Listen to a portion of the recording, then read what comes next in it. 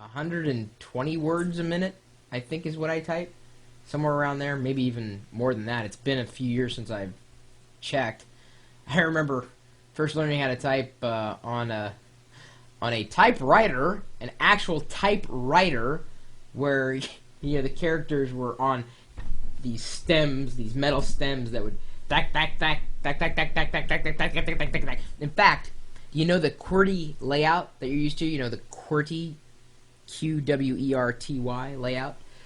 The reason why it was laid out that way is because of people, or largely those who were typists at the time, would type so fast that the stems would get jammed, and it would happen to me even then.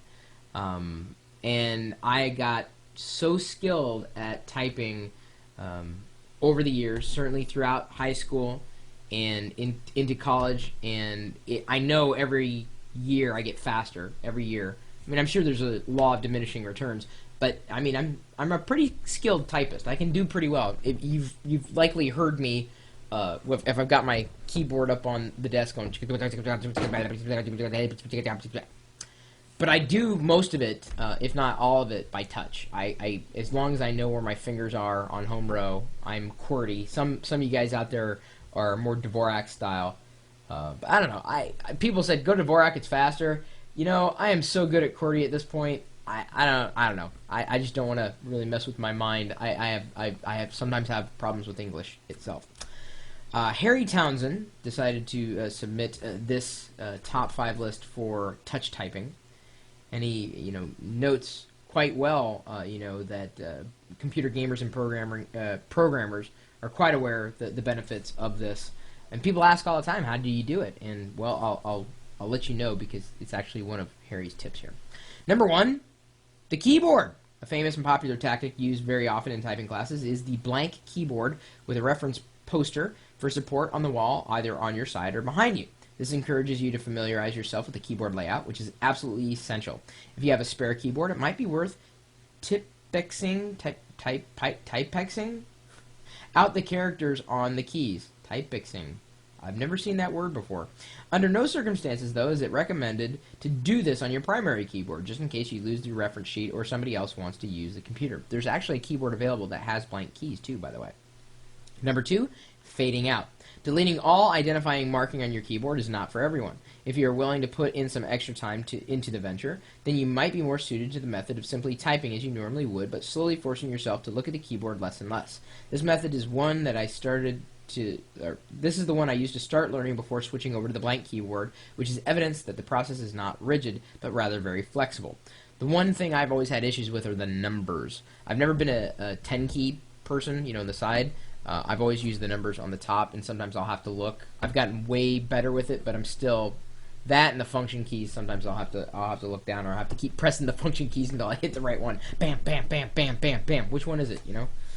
All right. Number 3, keyboard position. You can spend hours and hours and days, or even weeks and weeks, more than you need to, learning the skill if you change the angle that you are to your keyboard. This is because your hands and fingers remember each process in terms of distance they move, but a change of angle will normally change distances, and you will likely find yourself lost. In addition to this, changing the type of keyboard, e.g. QWERTY, to something else should be avoided because, again, it changes the key locations relative to your fingers. Finding the right keyboard is, well, key.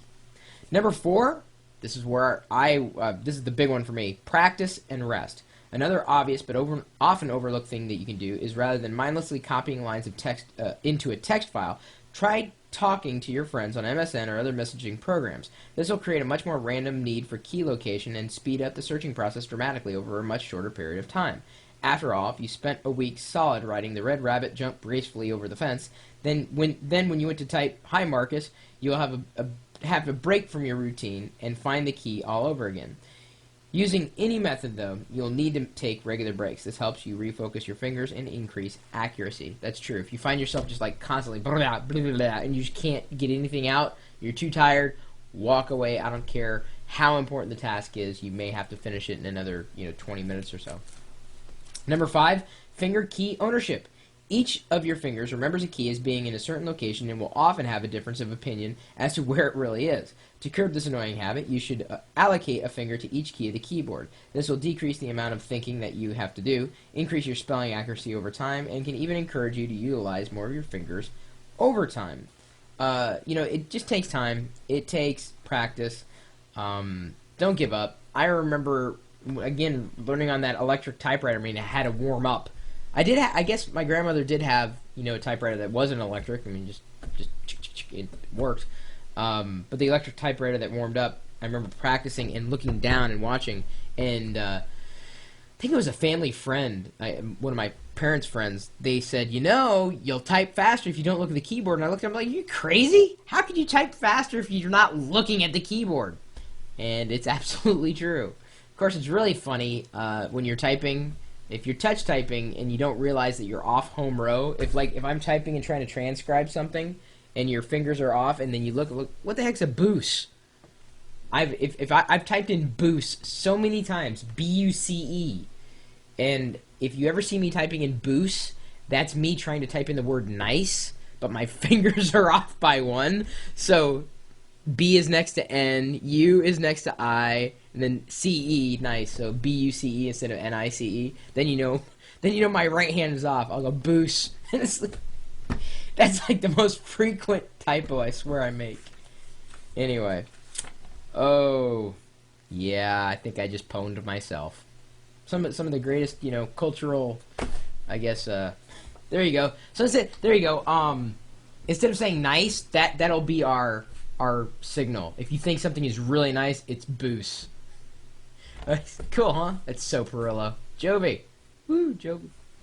And of course, if you haven't watched any of my other videos, you'd have no idea what those things mean. It's okay. You're a pancake.